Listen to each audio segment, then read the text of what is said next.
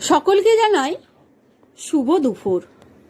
দুপুরে আমি আজকে রান্না করে ফেললাম ভাত, আর রেখেছিলাম সরু সরু করে আলু ভাজা। আলু ভাজাগুলোকে আমি গোটা পোস্ত দিয়েই ভেজে নিয়েছিলাম। আর কালকে চানা মশলা ছিল, সেই চানা মশলাটাকে আমি গরম করে নিয়ে নিলাম। আর করেছিলাম মাংস। কালকে তো বৃহস্পতিবার ছিল, কালকে মাছ মাংস কিছুই হয় না, সেই জন্য আজকে একটু স্পেশালভাবেই বানিয়ে নিয়েছি।